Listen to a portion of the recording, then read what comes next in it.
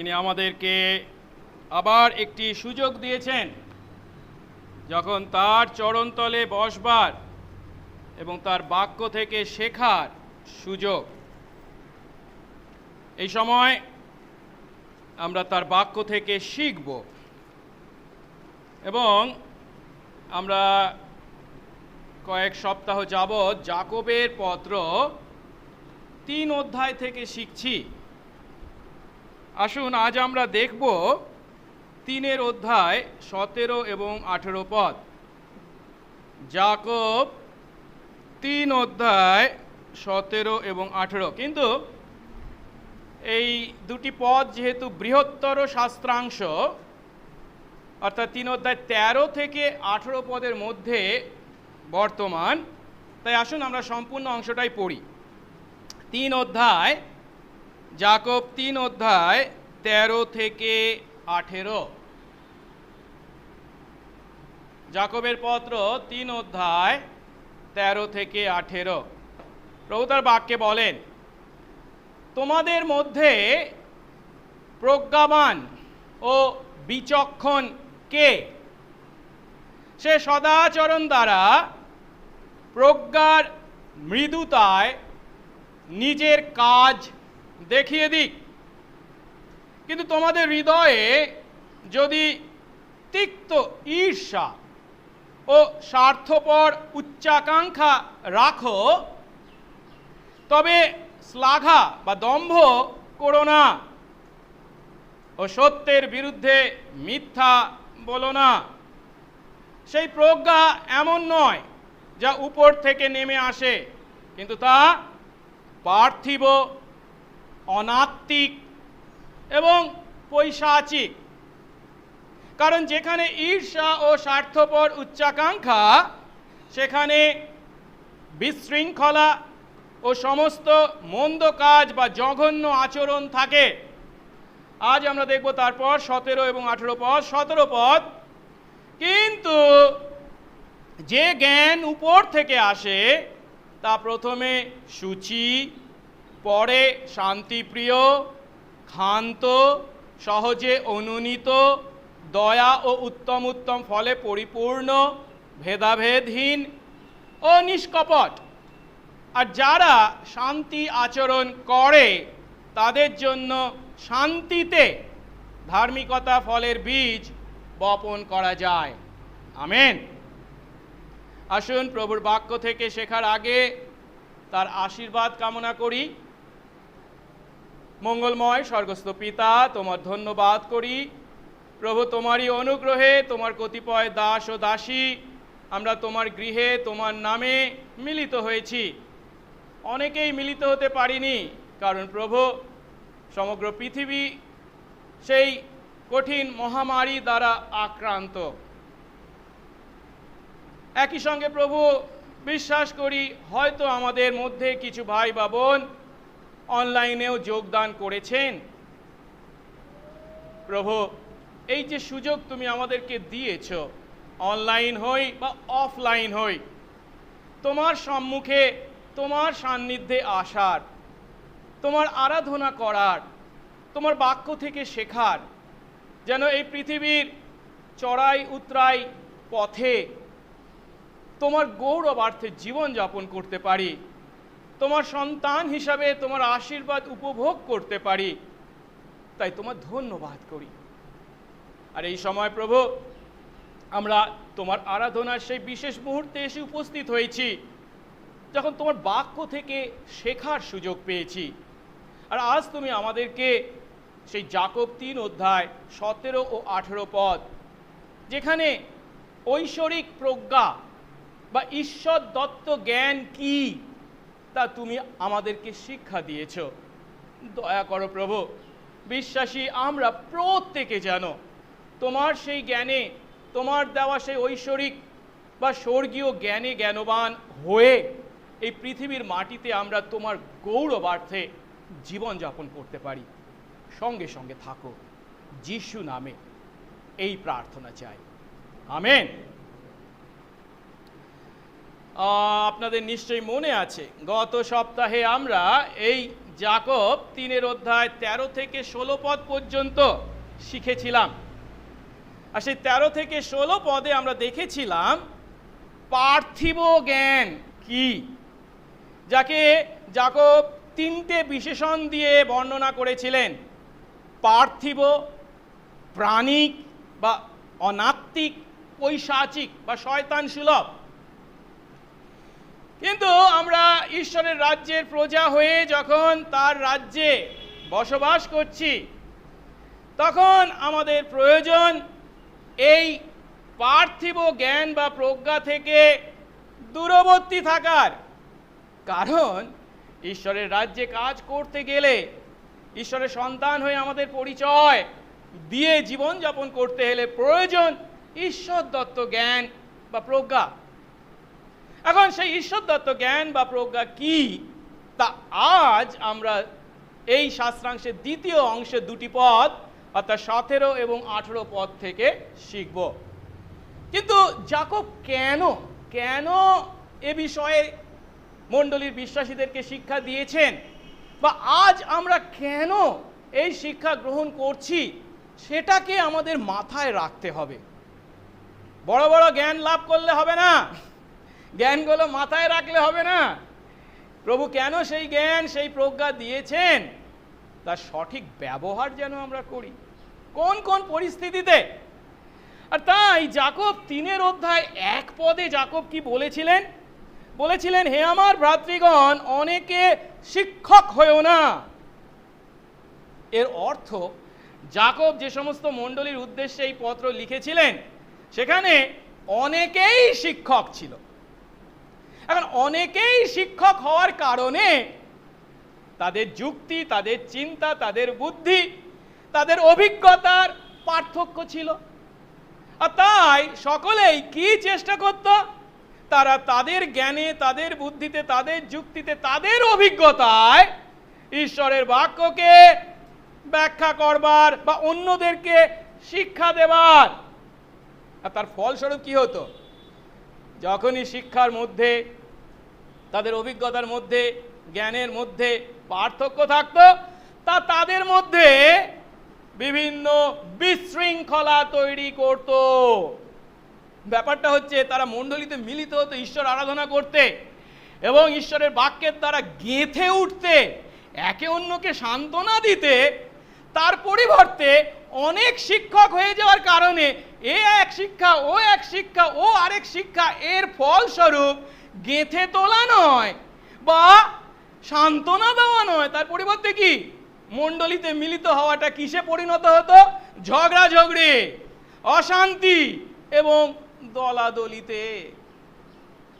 শুধু তাই নয়, আমরা এর আগের অধ্যায়গুলো থেকে যে সমস্ত ইঙ্গিত পেয়েছি, তার থেকে উপলব্ধি করেছি, তারা যখন এই ধরনের তর্কাতর্কি করত, তখন অনেকেই রেগে গিয়ে কথা বলতো। যাকব তাই বলতে বাধ্য হয়েছিলেন কি, শ্রবণে সত্বর, কথনে ধীর এবং ক্রোধে ধীর। কেন বলছেন? এই সমস্ত ঘটনা ছিল।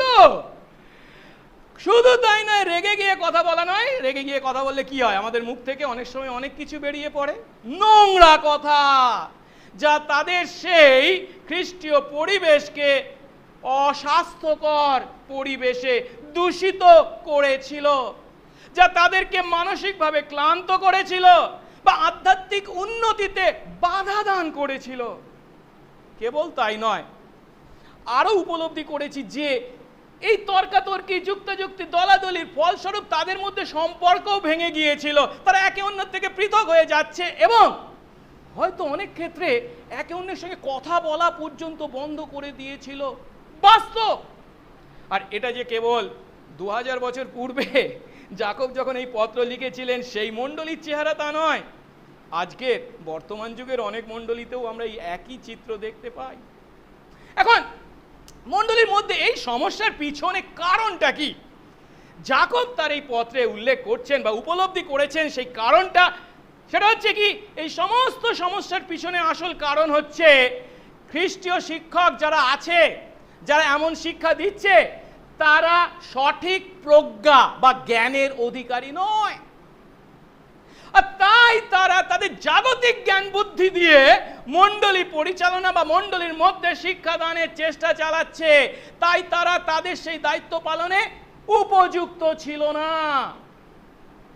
তাহলে মণ্ডলীতে যদি শিক্ষা দিতে হয়, বিশ্বাসীদেরকে যদি শিক্ষা দিতে হয়, সঠিক শিক্ষা দিতে হয়, তাদেরকে গেঁথে তুলতে হয়, তাদেরকে সান্ত্বনা দিতে হয়, তাদেরকে উৎসাহিত করতে হয়, ঈশ্বরের বাক্যের সঠিক শিক্ষার জন্য প্রয়োজন ঈশ্বরের দেওয়া জ্ঞান, ঈশ্বরের দেওয়া বুদ্ধি বা প্রজ্ঞা। কারণ জগতের জ্ঞান দিয়ে আমরা মণ্ডলীর কাজ করতে পারি না।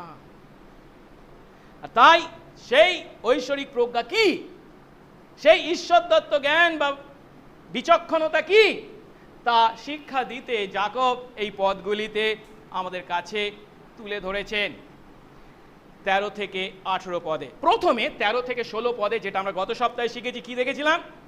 পার্থিব প্রজ্ঞা কোনটা নয় সেটা, ঐশ্বরিক প্রজ্ঞা বা ঈশ্বরের দেওয়া প্রজ্ঞা কোনটা নয় সেটা আমাকে জানতে হবে। সেটা যদি না জানি তাহলে আসলটাকে ধরতে পারবো না, ভুলটাকেই আমরা সঠিক প্রজ্ঞা বলে মনে করব। তাই 13 থেকে 16 পদে তিনি মানুষের জ্ঞান, পার্থিব, প্রাণিক বা পৈশাচিক প্রজ্ঞা কি, জ্ঞান কি, তা বর্ণনা করেছেন। আর তারপর এই 17 এবং 18 পদে ঐশ্বরিক প্রজ্ঞা কি, ঈশ্বর দত্ত জ্ঞান কি, তা বর্ণনা করেছেন। আর তাই আসুন আজ আমরা এই 13 অধ্যায় 17 এবং 18 পদকে ভিত্তি করে 2 ধাপে দেখব সেই ঐশ্বরিক প্রজ্ঞা কি। কোন কোন ধাপ? প্রথম ধাপে আমরা দেখব ঐশ্বরিক প্রজ্ঞার বাহ্যিক প্রকাশ। ঈশ্বর দত্ত প্রজ্ঞা যদি আমাদের মধ্যে থাকে, সেই প্রজ্ঞা আমাদের আচার আচরণে বাইরে কিভাবে প্রকাশ পাবে, কোন কোন বিষয়ের দ্বারা। এবং দ্বিতীয় ধাপে আমরা দেখব এই ঐশ্বরিক প্রজ্ঞার ফল বা পরিণাম, অর্থাৎ এই ঐশ্বরিক প্রজ্ঞার যখন যথার্থ ব্যবহার হয় তখন তা কি ফল উৎপন্ন করে। প্রথম ধাপ ঐশ্বরিক প্রজ্ঞার বাহ্যিক প্রকাশ। 17-18 পদে যাকব যে ঐশ্বরিক প্রজ্ঞাকে বর্ণনা করেছেন তার কথা জ্ঞানী সলোমন তার হিতোপদেশে কি বলে বর্ণনা করেছেন? সদাপ্রভুর ভয় জ্ঞানের আরম্ভ। যে প্রজ্ঞা ঈশ্বর দিয়ে থাকেন, যে প্রজ্ঞা সত্য প্রজ্ঞা, প্রকৃত প্রজ্ঞা, তার শুরু ঈশ্বর ভয়ের দ্বারা। আর সেই প্রজ্ঞা সম্বন্ধে বা সেই প্রজ্ঞার প্রকাশ সম্বন্ধে যাকব বর্ণনা করছেন কিভাবে? 17 পদ। কিন্তু যে প্রজ্ঞা 1 নম্বর উপর থেকে আসে, তা প্রথমে সূচি, পরে শান্তিপ্রিয়, ক্ষান্ত, সহজে অনুনীত, দয়া ও উত্তম উত্তম ফলে পরিপূর্ণ, ভেদাভেদহীন এবং নিষ্কপট। প্রথমেই তিনি ঈশ্বর দত্ত প্রজ্ঞা বা ঐশ্বরিক প্রজ্ঞাকে বর্ণনা করতে গিয়ে কি বলছেন? এই প্রজ্ঞা কোথা থেকে আসে? উপর থেকে আসে। এই উপর থেকে আসার কথা যাকব এর আগে কিন্তু 1 অধ্যায় বলেছিলেন। কোথায় আপনাদের মনে আছে? দেখি তো আপনারা কত মনোযোগ দিয়ে যাকবের পত্র শিখছেন। 1 অধ্যায় 17 পদে বলেছিলেন, কি বলেছিলেন? সমস্ত উত্তম দান, সমস্ত সিদ্ধ বর কোথা থেকে আসে? ঊর্ধ্ব থেকে আসে, উপর থেকে আসে। আর উপরে কে আছে? হ্যাঁ, তার বর্ণনা তার পরবর্তী অংশে বলছেন। কার কাছ থেকে? যা জ্যোতির্গণের সেই পিতার কাছ থেকে নেমে আসে, যাতে অবস্থান্তর বা পরিবর্তনের কোনো ছায়া নেই। অর্থাৎ এই উপর থেকে আসে মানে কার কাছ থেকে আছে? ঈশ্বরের কাছ থেকে আসে। এবং সেই ঈশ্বর কেমন ঈশ্বর? তার মধ্যে কোনো পরিবর্তন নেই। পরিবেশ পরিস্থিতি অনুসারে বিভিন্ন প্রজ্ঞা জ্ঞান দেন তা নন, একই প্রজ্ঞা একই জ্ঞান দেন। সমস্ত উত্তম উত্তম বিষয় দেন, কোনো মন্দ বিষয় কখনো দেন না। অর্থাৎ প্রথমেই আমরা যে সত্যটা উপলব্ধি করছি তা হলো আমাদেরকে জ্ঞান লাভ করতে হবে, প্রকৃত জ্ঞান লাভ করতে হবে। আর সেই জ্ঞান কার কাছ থেকে লাভ করতে হবে? ঈশ্বরের কাছ থেকে। কেন? যাকব 1 অধ্যায় 5 পদে যাকব কি বলেছিলেন? তোমরা যখন নানাবিধ পরীক্ষায় পড়ো আর বুঝে উঠতে পারো না কি করব বা কি করতে হবে, তখন কি করো? যদি তোমাদের কারো জ্ঞানের অভাব হয় তবে সে প্রথমে কি করুক? ঈশ্বরের কাছে যাচনা করুক। কোন ঈশ্বর? যে ঈশ্বর সকলকে অকাতরে দিয়ে থাকেন। অর্থাৎ পরিষ্কারভাবে যাকব আমাদেরকে আমাদের জ্ঞানের অভাবের জন্য কার কাছে? ঈশ্বরের কাছে প্রজ্ঞা যাচনা করতে বলেছেন। এখন মণ্ডলীতে প্রভুর রাজ্যের কাজ যদি করি এবং শিক্ষা দিই আর মনে করি ও আমার যথেষ্ট জাগতিক জ্ঞান রয়েছে, পার্থিব জ্ঞান রয়েছে, তাই দিয়েই আমি জগতে এই মণ্ডলীতে বিশ্বাসীদেরকে শিক্ষা দিতে পারবো, তাহলে আমরা খুব ভুল করেছি। প্রথমেই উপলব্ধি করতে হবে যে জ্ঞানে মণ্ডলীতে বিশ্বাসীদেরকে বাক্য শিক্ষা দিতে হয় সে জ্ঞান কখনো আমি নিজে বই পড়ে জগতের বিভিন্ন অভিজ্ঞতার দ্বারা লাভ করতে পারি না। তার অভাব আমার মধ্যে আছে, আর তাই জন্য তার কাছে, ঈশ্বরের কাছে যাচনা করতে হবে। আর তা যখন করি তখন তিনি কি করেন? 1 অধ্যায় 18 পদ কি বলেছিলেন? তিনি নিজের ইচ্ছায় আমাদেরকে সত্যের বাক্য দ্বারা জন্ম দিয়েছেন। এই জন্ম মানে শারীরিক জন্ম নয়, এই জন্ম মানে আত্মিক জন্ম। ঈশ্বরের সন্তান তিনি আমাদেরকে করেছেন, নতুন জন্ম দিয়েছেন। যে নতুন জন্মের কথা যিশু নিকোদিমকে বলেছিলেন, কিসের দ্বারা? সত্যের বাক্য দ্বারা। অর্থাৎ যে প্রজ্ঞাপূর্ণ বাক্য ঈশ্বরের বাক্য, সেই বাক্য দ্বারা, তা সত্য বাক্য, তা আমাদেরকে আমাদের আত্মিক জন্ম দিয়েছে। ঈশ্বরের সন্তান আমরা হয়েছি। কেবল তাই নয়, তার ফলস্বরূপ আমরা কি? 2 অধ্যায় 1 পদে বলা হয়েছিল কি? প্রভু যীশু খ্রিস্ট যিনি প্রতাপের প্রভু, তার বিশ্বাসের অধিকারী হয়েছি। আমরা যিশুতে বিশ্বাসের অধিকারী হয়েছি। মানে কি? যিশুতে বিশ্বাস মানে কি? যিশুকে প্রতাপের প্রভু। তার মানে আমাদের জ্ঞানের অভাব, তার জন্য তার কাছে যাচনা, তিনি সেই জ্ঞান দেন, যার ফলস্বরূপ সত্য দ্বারা তিনি আমাদেরকে নতুন জন্ম দিচ্ছেন, যার ফলে আমরা বিশ্বাসের অধিকারী হচ্ছি। কাতে? সেই প্রভুতে যিনি প্রতাপের অধিকারী। তার মানে কি দাঁড়ালো? তিনি যে প্রজ্ঞা আমাদেরকে দেন যখন আমরা যাচনা করি, সেই প্রজ্ঞা কেমন? সেই প্রজ্ঞা সত্য, এবং দ্বিতীয়ত সেই প্রজ্ঞা প্রতাপপূর্ণ, ক্ষমতাপূর্ণ। তাই ঈশ্বর আমাদেরকে যাকবের মাধ্যমে আজ তার কাছে সেই প্রজ্ঞা যাচনা করতে বলছেন যা উপর থেকে আসে, ঈশ্বরের কাছ থেকে আসে। একটু আগে আমরা দেখেছিলাম 13 থেকে 16 পদে পার্থিব প্রজ্ঞাকে, তার উৎসস্থল কোথায়? পৃথিবী।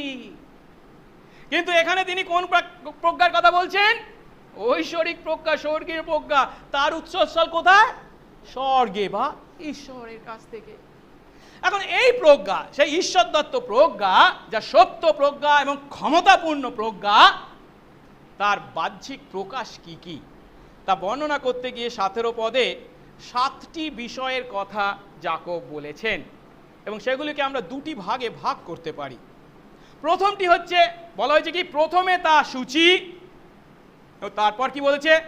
শান্তিপ্রিয়, ক্ষান্ত, সহজে অনুনীত, দয়া, উত্তম উত্তম ফলে পরিপূর্ণ, ভেদাভেদহীন ও নিষ্কপট। প্রথমত এই প্রজ্ঞা, এই স্বর্গীয় প্রজ্ঞা হচ্ছে কি? সূচি, যার অর্থ যে ঈশ্বরের এই প্রজ্ঞার অধিকারী হয়, ঐশ্বরিক প্রজ্ঞার, ঈশ্বর দত্ত জ্ঞানের অধিকারী হয়, কেবল তাকে যখন আমরা দেখি তখন তার মধ্যে কি দেখতে পাই? এই সুচিতা বা এই বিমলতা। কিন্তু সেই ব্যক্তি পৃথিবীর মাটিতে একা নয়, শুধু তাকে একা দেখছি তা নয়, সেই পৃথিবীর মাটিতে সে কি একজন সামাজিক জীব হয়ে আছে, সেই জন্য কি তার চারপাশে অনেক মানুষ আছে। এখন যে ব্যক্তি এই ঐশ্বরিক জ্ঞানে জ্ঞানবান, অন্য মানুষ, সমাজের অন্য মানুষদের সঙ্গে ব্যবহারে সেই প্রজ্ঞার প্রকাশ কিসের মাধ্যমে প্রকাশ পায়? কিসের মাধ্যমে? তাদের সঙ্গে শান্তিপ্রিয় সম্পর্ক, তাদের সঙ্গে ব্যবহারে ক্ষান্ত বা নম্রতায়, তাদের প্রতি অনুনীত বা অনুগত ব্যবহারে, তাদের প্রতি দয়া ও উত্তম উত্তম ফল উৎপন্নকরণ। তাদের সঙ্গে যখন ব্যবহার করে সেখানে ভেদাভেদ থাকে না, এবং সেই ব্যবহার থাকে কেমন? নিষ্কপট। প্রভু আজ আমাদেরকে এই ঈশ্বর দত্ত প্রজ্ঞা অধিকারী ব্যক্তির এই বাহ্যিক প্রকাশগুলো বা ঈশ্বর দত্ত প্রজ্ঞার বাহ্যিক প্রকাশকে উপলব্ধি করবার সুযোগ দিয়েছেন। তাই খ্রিস্ট বিশ্বাসে আজ আমরা নিজেদের প্রতি তাকাবো, আত্মসমীক্ষা করব, এবং আমি কি সত্যি এই ঐশ্বরিক প্রজ্ঞায় প্রজ্ঞাবান? যদি মনে হয় না আমার ঘাটতি আছে, কমতি আছে, অভাব আছে, তাতে লজ্জা পাওয়ার কিছু নেই। তার পরিবর্তে সেই অনুভূতিতে আমরা যেন নত নম্র হয়ে তার কাছে কি করি, একটু আগে আমরা শিখেছি, যাচনা করব। তোমাদের যদি কারোর জ্ঞানের অভাব হয়, সে কি করো, যাচনা করো, প্রভু বলেছেন। তাই আসুন আমরা এই 7টি প্রজ্ঞার প্রকাশকে উপলব্ধি করি। তার সঙ্গে একটা বিষয় আমাদের জানার প্রয়োজন আছে। এখানে যে দুটো ভাগে ভাগ করে তাদেরকে বলা হচ্ছে, প্রথমটা কি, তাকে একাকে যখন দেখি সেই প্রজ্ঞা কিভাবে প্রকাশ পায়, এবং অন্যদের সঙ্গে তার ব্যবহারকে যখন দেখি এই প্রজ্ঞা কিভাবে প্রকাশ পায়। এই একই কথা এর আগে আমরা 1 অধ্যায় 28 পদ, এই 1 অধ্যায় 27 পদে পেয়েছিলাম, যেখানে সূচি ও বিমল ধর্ম কি, সূচি ও বিমল ধর্ম কি, তার প্রকৃতিকে বর্ণনা করতে গিয়েও যাকব একই কথা বলেছিলেন। প্রথমটা তিনি বলেছিলেন অন্যদের সঙ্গে ব্যবহারে সে কেমন ব্যবহার করে। যদি সূচি বিমল ধর্মের অধিকারী হয়, সে কি করে, ক্লেশাপন্ন পিতৃমাতৃহীনদের অর্থাৎ অনাথদের এবং কাদের, বিধবাদের তত্ত্বাবধান করে, অন্যদের প্রতি ব্যবহার। আর নিজে ঈশ্বরের সামনে সে কেমন জীবনযাপন করে, সংসার থেকে নিজেকে নিষ্কলঙ্ক রূপে রক্ষা করে। যাই হোক, আজ আমরা যেটা শিখবো সেটা হচ্ছে এই ঈশ্বর দত্ত জ্ঞান বা প্রজ্ঞার বাহ্যিক প্রকাশ। প্রথমে কি বলেছি আমি, তাকে দেখে, কেবল তাকে যখন দেখি তার মধ্যে এই প্রজ্ঞার কি প্রকাশ ঘটে। প্রথমটা কি, সূচি এবং বিমল, সুচিতা বা বিমলতা তার মধ্যে আমরা দেখতে পাই, প্রথম ফল বা প্রথম প্রকাশ। এখন এই যে বলছেন যে উপর থেকে যে প্রজ্ঞা আসে সেই প্রজ্ঞা প্রথমে সূচি বা প্রথমে বিমল। এই সূচি বা বিমলতার অর্থ কি? এর অর্থ নৈতিক দূষণ বা নৈতিক কলুষতা থেকে দূরে থাকা। তার মানেটা কি, নীতিগত বিষয়ে যদি চিন্তা করা যায় কোনটা ঠিক এবং কোনটা ভুল, তাহলে ঠিক যেটা তার কাছে তার মধ্যে সে থাকবে, এবং যেগুলো ভুল তার থেকে সে কোথায় থাকবে, দূরে থাকবে। সেটাই হচ্ছে নৈতিক দূষণ বা কলুষতা থেকে দূরে থাকা। এই জন্যই যিশু তার পর্বতে দত্ত উপদেশে মথি 5 অধ্যায় 8 পদে কি বলেছিলেন, মনে আছে নিশ্চয়ই আমাদের? বলেছিলেন, ধন্য কারা, ধন্য যারা নির্মল অন্তঃকরণ, মানে যাদের পরিষ্কার হৃদয় আছে। সাবান দিয়ে ধোয়া পরিষ্কার হৃদয় নয়, ঈশ্বরের দৃষ্টিতে সূচীকৃত, পবিত্র, নির্মল জীবন। এবং তাদের প্রতি প্রতিজ্ঞা করা হয়েছে কি, তারা ঈশ্বরের দর্শন পাবে। শুধু তাই নয়, আমরা যদি গীত সংহিতার 119 গীত 1 পদ দেখি, সেখানে বলা হয়েছে কারা ধন্য, তারা ধন্য যারা আচরণে সিদ্ধ, মানে সিদ্ধ আচরণ করে, এবং যারা সদাপ্রভুর ব্যবস্থা পথে চলে। আর এই দুটো বিষয়কে যদি আমরা একটু কাছে নিয়ে আসি, তাহলে উপলব্ধি করি যে এর অর্থ প্রকৃত প্রজ্ঞাবান ব্যক্তি হলো সেই ব্যক্তি যে যীশু খ্রিস্টের অনুকরণে জীবন যাপন করে। কেন? কারণ এই নির্মল অন্তঃকরণের অধিকারী বা আচরণ যার সিদ্ধ বা ব্যবস্থা পথে চলে, এমন ব্যক্তি হিসাবে আদর্শ কে রেখে গেছেন আমাদের কাছে? যীশু খ্রিস্ট। আর সেই যীশু খ্রিস্ট কে? কলসীয় 1 অধ্যায় 15 পদ অনুসারে অদৃশ্য ঈশ্বরের প্রতিমূর্তি। অর্থাৎ চোখে দেখা যায় এমন ঈশ্বর হয়ে তিনি আমাদের কাছে উপস্থিত হয়েছেন। এখন সেই ঈশ্বর যীশু খ্রিস্ট আমাদের কাছে যে নির্মল অন্তঃকরণ, সিদ্ধ আচরণ ও ব্যবস্থা পথে জীবনের আদর্শ রেখে গেছেন, আমরা যখন তাকে অনুকরণ করি তখনই আমরা প্রকৃত ঈশ্বরের দেওয়া ঐশ্বরিক জ্ঞানে বা প্রজ্ঞায় আমাদের জীবনযাপন করছি। আমরা প্রকৃত অর্থে প্রজ্ঞাবান,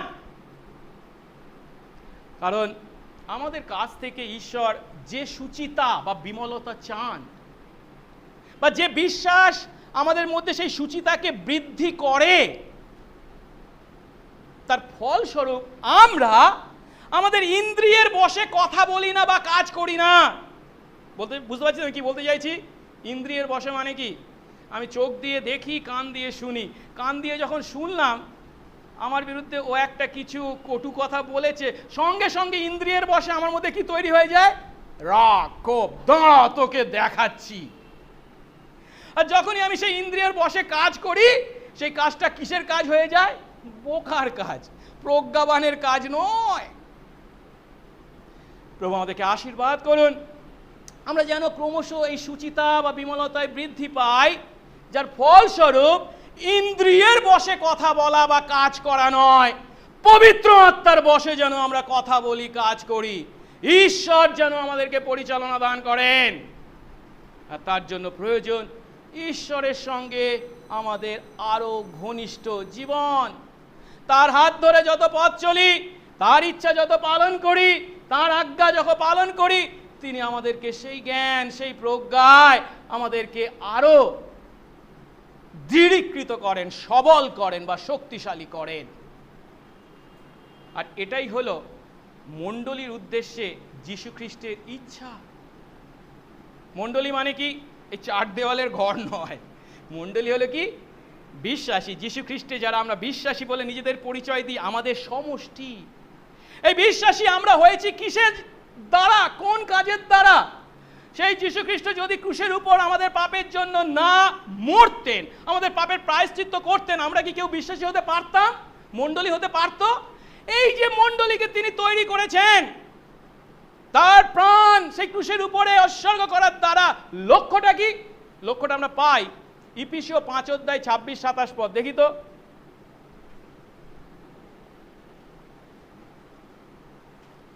যে মণ্ডলীর জন্য যিশু নিজের জীবন পর্যন্ত উৎসর্গ করেছেন, সেই জীবন উৎসর্গ করার পিছনে মণ্ডলীর জন্য তার ইচ্ছা কি, উদ্দেশ্য কি, লক্ষ্য কি? 1 নম্বর, যেন তিনি জল স্নান দ্বারা বাক্যে তাকে শুচি করে পবিত্র করেন। মণ্ডলীকে পবিত্র করবার জন্য, বিশ্বাসী আমাদেরকে পবিত্র করবার জন্য তিনি সেই ক্রুশে মরেছেন। আরো বলছেন যেন নিজের কাছে মণ্ডলীকে প্রতাপান্বিত অবস্থায় উপস্থিত করেন।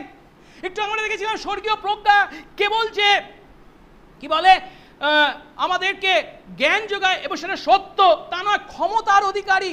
সেই মণ্ডলী যেন ক্ষমতাপন্ন হয়, প্রতাপান্বিত অবস্থায় উপস্থিত করেন। আরো বলেছেন কি? যেন তার কোনো কলঙ্ক বা সংকোচ ইত্যাদি না থাকে, কোনো কলঙ্ক যেন না থাকে। চাঁদেরও কলঙ্ক থাকতে পারে, কিন্তু বিশ্বাসীদের মধ্যে কলঙ্ক যেন না থাকে। আরো বলছে কি শেষ অংশে, 27 পদের শেষ অংশে, যেন পবিত্র ও অনিন্দনীয় হয়।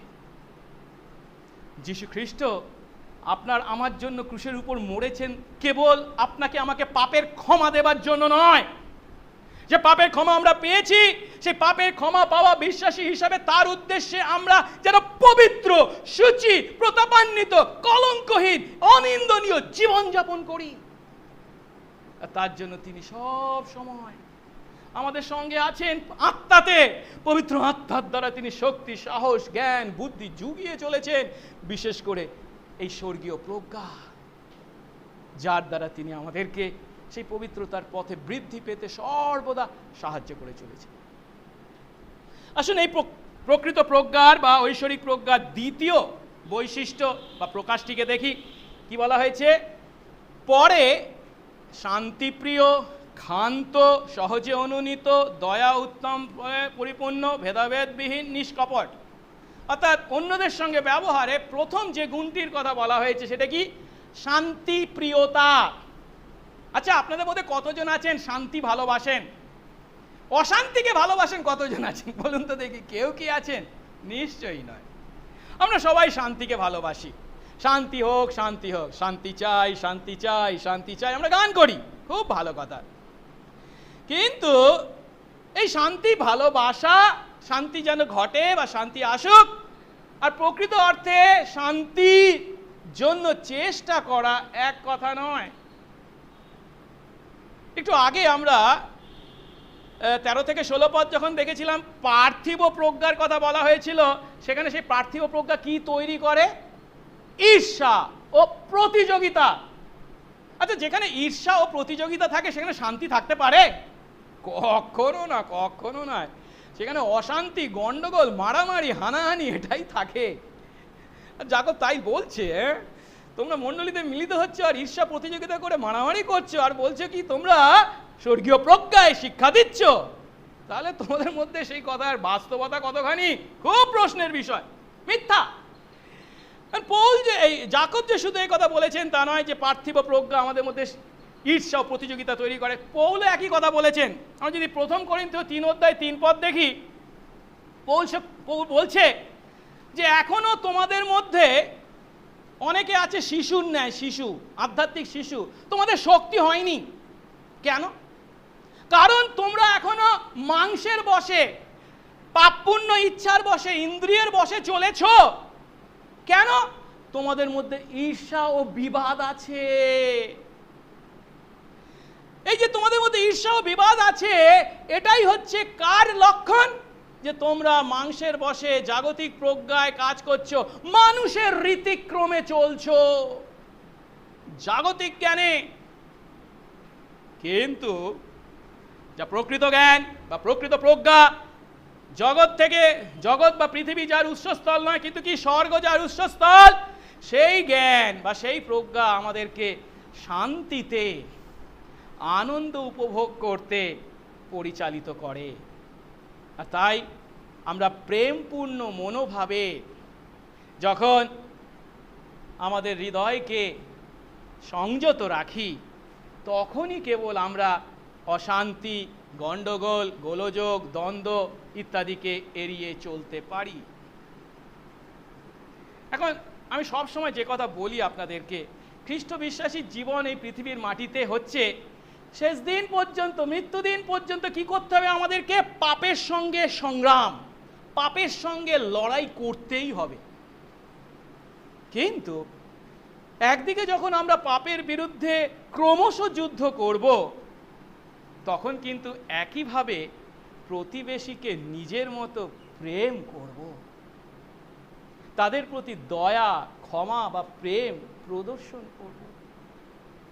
মানে প্রতিবেশী মানে কেবল বিশ্বাসীদের প্রতি তা নয়, মানে প্রতিবেশীর অর্থ সমস্ত মানুষ। রোমিও 12:18 বলছে কি, যদি সাধ্য হয় তোমাদের যতদূর পর্যন্ত হাত থাকে মানুষদের সঙ্গে শান্তিতে থাকো।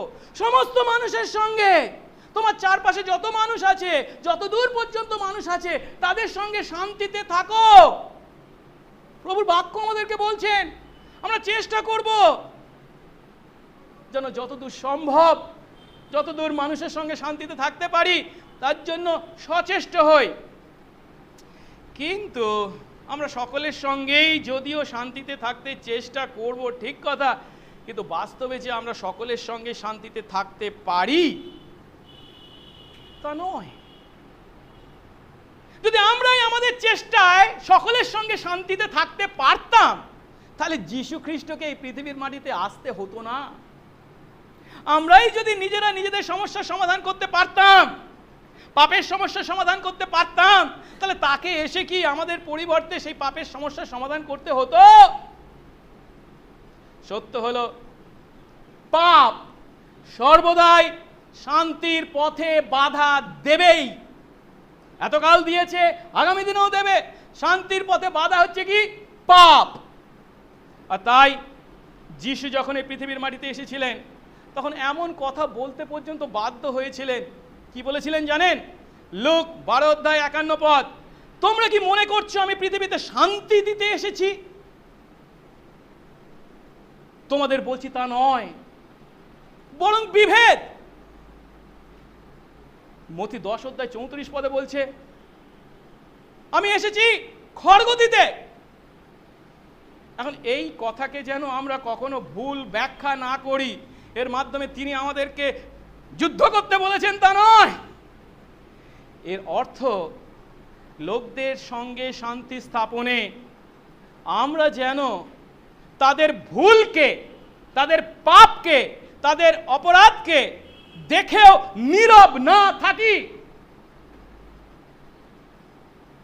সত্য ও ন্যায় বিচারের সঙ্গে আপোষ না করি। না, শান্তি স্থাপন করতে গেলে আমাকে আপোষ করতেই হবে না। যিশু বলছেন শান্তি স্থাপন করব, তার জন্য সচেষ্ট হব, কিন্তু সত্য ও ন্যায় বিচারকেও একই সঙ্গে আমরা ধরে রাখব, তাকে কখনোই আপোষ করব না। তার জন্য বিভেদ আসতে পারে, তার জন্য আমাদের উপর খড়গ নেমে আসতে পারে। সহজ কথায়, শান্তি স্থাপনে আমরা যখন আমাদের দায়িত্বকে অস্বীকার করব না, একই সঙ্গে পাপের সঙ্গে হাত আমরা মেলাবো না। প্রভু আশীর্বাদ করুন এই সত্যকে মাথায় রেখে আমরা যেন আমাদের বন্ধুকে ঈশ্বরের সঙ্গে সাক্ষাতের পথে জগৎ যখন শত্রু হয়ে দাঁড়ায়, তখন জগৎ নয়, ঈশ্বরের সঙ্গে আমার বন্ধু সাক্ষাৎকেই বেছে নিতে পারি। প্রভু যেন সেই আশীর্বাদ করে। আসুন তার পরের বৈশিষ্ট্য বা প্রকাশ, যার ঐশ্বরিক প্রজ্ঞা আছে তার মধ্যে কি থাকবে? ক্ষান্ত বা শান্ত। সেই প্রজ্ঞা হচ্ছে ক্ষান্ত বা শান্ত। এখানে ক্ষান্ত বা শান্ত কথার অর্থ হচ্ছে অন্যের প্রতি সহানুভূতিশীল, অন্যের প্রতি ধৈর্যশীল। আচ্ছা, সহানুভূতি বা ধৈর্য সাধারণত আমরা কাদের প্রতি প্রকাশ করে থাকি? সাধারণত যারা দুর্বল, সাধারণত যারা ততখানি জ্ঞানবান নয় বা অজ্ঞান, তাদের প্রতি, তাই তো? হ্যাঁ, এখানে যখন সহানুভূতি এবং ধৈর্যশীলতার কথা বলা হচ্ছে শান্ত বা ক্ষান্ত এই কথার মাধ্যমে, তখন আমাদেরকে বলছে অন্যদের অজ্ঞতা বা অজ্ঞানতা বা দুর্বলতা দেখে যদি আমরা প্রকৃত জ্ঞানে জ্ঞানবান হয়ে থাকি, তাদের প্রতি আমি সহানুভূতির সঙ্গে ব্যবহার করব। কেন জানেন? কারণ প্রজ্ঞাবান ব্যক্তি জানে ঈশ্বরের কাছ থেকে এবং অন্যদের কাছ থেকেও তার নিজেরও এমন সহানুভূতিপূর্ণ ব্যবহার প্রয়োজন। ঈশ্বর যদি আমাদের প্রতি সহানুভূতি ব্যবহার না করেন, অন্য মানুষরা যদি আমার প্রতি সহানুভূতিপূর্ণ ব্যবহার না করেন, আমি বাঁচবো কি করে? তাদের যেমন সহানুভূতির প্রয়োজন, আমারও একইভাবে সহানুভূতির প্রয়োজন। আর সেই অর্থে এই জগতের মাটিতে যখন আমরা অন্যদের সঙ্গে ব্যবহার করি, ধরুন ব্যবসায়িক লেনদেন করছি, সে আমার পার্টনার, বা তার কাছে আমার মাল বিক্রি হয় বা আমি তার কাছ থেকে কিনি, কোনো কারণে সে এই সময় সেই টাকা দিতে পারছে না, এখানে কি লেখা ছিল এত তারিখ পর্যন্ত দিতে হবে, না দিতে পারলে ইত্যাদি করে জগৎ যেমন তার উপরে হামলা করে, আমরা যেন তাদের উপর তেমন হামলা না করি, তার পরিবর্তে তাদের প্রতি আইনের চুলচেরা বিচারের পরিবর্তে উদারতার প্রকাশ করি। জগৎ অনেক সময় তার সুযোগটা নিতে পারে এবং আমাদেরকে তার দ্বারা ক্ষতিগ্রস্তও করতে পারে, কিন্তু তাই বলে কি আমরা জগৎকে অনুকরণ করব? কুকুরের কাজ কুকুর করেছে, কামড় দিয়েছে পায়, তাই বলে কি রে কুকুরে কামড়ানো মানুষের শোভা পায়? ওরা ঈশ্বরের সন্তান, ঐশ্বরিক প্রজ্ঞার অধিকারী, সেই প্রজ্ঞা অনুসারে আমাদের আচরণ হবে। মুখের কথায় তাদের বিচার না করে, তারা মুখে কি বলছে সেই কথাকে বিচার না করে আমাদেরকে তারা যে আগামী দিনে আরো পরিবর্তিত হতে পারে, উত্তম আচরণ করতে পারে, এই আশায় তাদের প্রতি সহানুভূতি এবং ধৈর্যের ব্যবহার করতে হবে। চতুর্থত, ঐশ্বরিক প্রজ্ঞার আরেকটি গুণের কথা বলেছেন বা প্রকাশের কথা বলছেন, সহজে অনুনীত বা অনুগত। ইংরেজিতে করা হয়েছে ওপেন টু রিজন বা কমপ্লায়েন্স শব্দটাকে ব্যবহার করা হয়েছে। এখন এর অর্থটাকে বোঝা, গ্রিক ভাষায় যে শব্দটা আছে তার অর্থটাকে বুঝতে গিয়ে এত বিভিন্ন শব্দকে ব্যবহার করা হয়েছে, তার মানে একটু কঠিন। সহজ কথায় এখানে যে গুণের কথা বলা হয়েছে বা প্রকাশের কথা বলা হয়েছে সেটা হচ্ছে কি, সে নিজের সম্বন্ধে এমন কথা আমি সব জানি, আমার সব আছে, আমি স্বয়ং সম্পন্ন, আর তাই একগুঁয়েমির জীবনযাপন করি, এমনটি নয়, ঠিক তার বিপরীত। যখন কেউ তার কোনো বিষয় আপত্তি করে বা প্রতিবাদ করে, তখন রেগে যাওয়া নয়, বরঞ্চ খোলা মনে সেটা চিন্তা করা, গ্রহণ করা, বিবেচনা করা। আপনাদের বুঝতে হয়তো অসুবিধা হচ্ছে, আমি একটা উদাহরণ দিচ্ছি, তাহলে বিষয়টা খুব পরিষ্কার হবে, সহজ হবে। আমরা দাউদের কথা জানি। দাউদ যখন শাউলের তাড়নার ফলস্বরূপ পালিয়ে যাচ্ছিলেন 400 জনের একটা যুবকদের দলকে নিয়ে, তখন তার যুবকেরা প্রায় অনাহারে ছিল। আর এমন সময় দেখা যাচ্ছিল কি, নাবাল তার পশুদের কি বলে লোম কাটার কাজ করছিল। তা ভালো কথা, এর আগে যেহেতু নাবালকে দাউদ অনেক সাহায্য করেছিল, সেই জন্য দাউদ একটা লোক তার যুবকদের মাধ্যমে কয়েকজনকে পাঠিয়ে বলেছে, আমাদের কিছু আহারের ব্যবস্থা করো, আমরা অনাহারে আছি ইত্যাদি। আর সেই কথা শুনে নাবাল, দাউদ কে, আমি কেন তাকে সাহায্য করতে যাব, একদম অকৃতজ্ঞ ব্যবহার করেছিল। আর তখন দাউদ তার 400 জনের সেই যুবকদের দলকে নিয়ে, খড়গ নিয়ে তাকে সমুচিত শিক্ষা দিতে এগিয়ে যাচ্ছেন।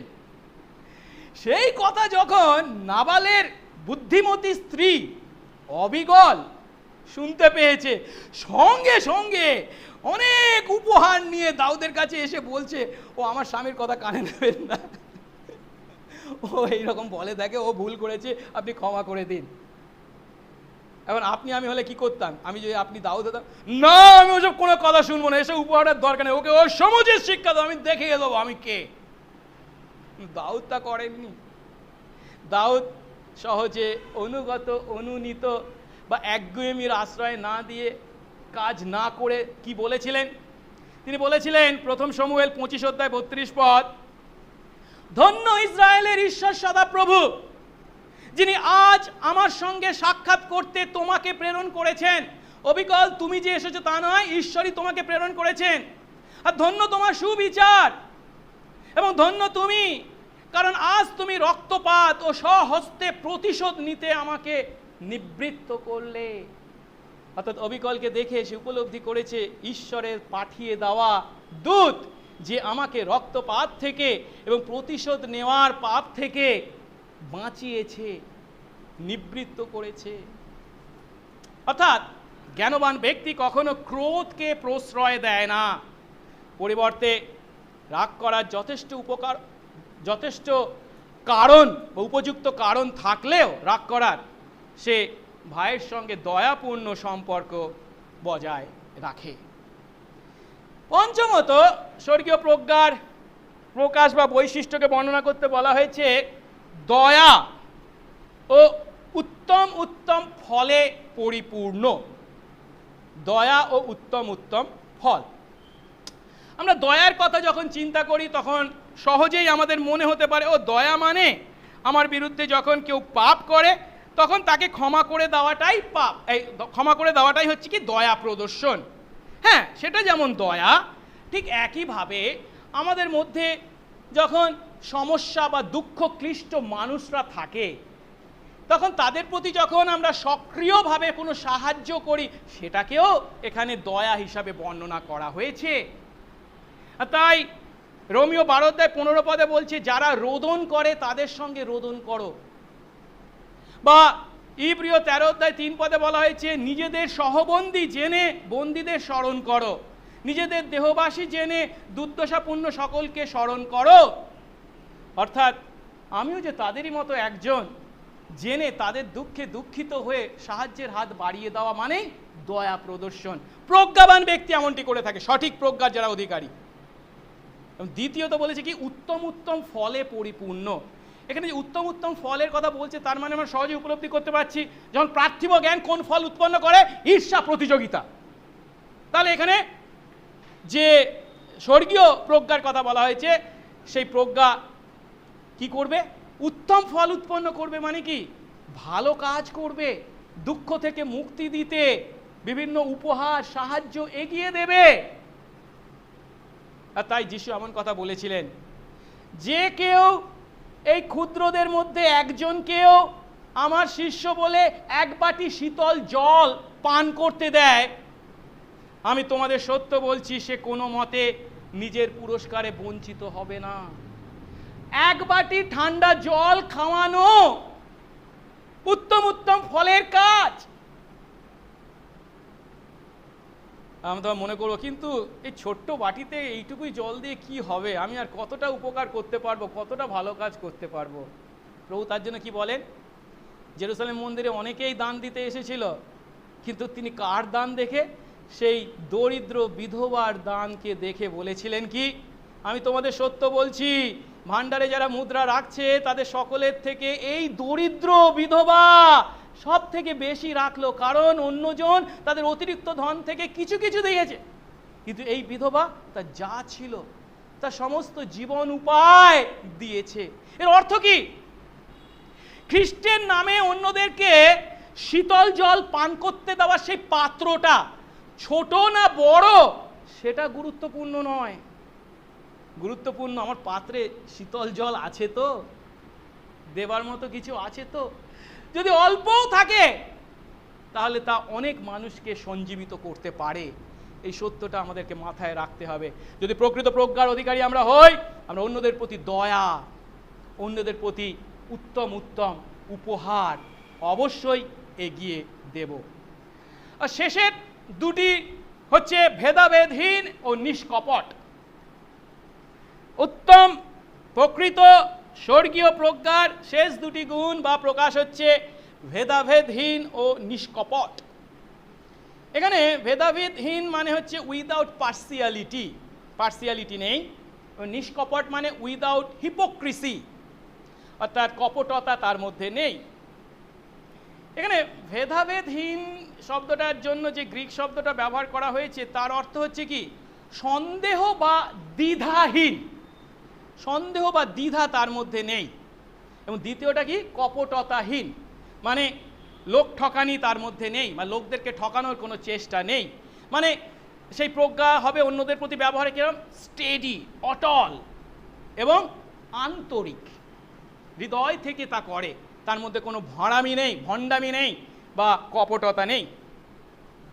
এখন এর অর্থ কি, এর অর্থ আমাদেরকে একটু উপলব্ধি করতে হবে। প্রথমটা বলেছি যখন দ্বিধাহীন বা অটল, তার মানে সে যে তার চিন্তাটা খুব গোঁড়া তা নয়, তার চিন্তা আলোতে যদিও উন্মুক্ত, কিন্তু ঈশ্বর তার বাক্যে যে সমস্ত মহান নীতি পরিষ্কারভাবে শিক্ষা দিয়েছেন সে সেগুলো দৃঢ়ভাবে ধরে থাকে।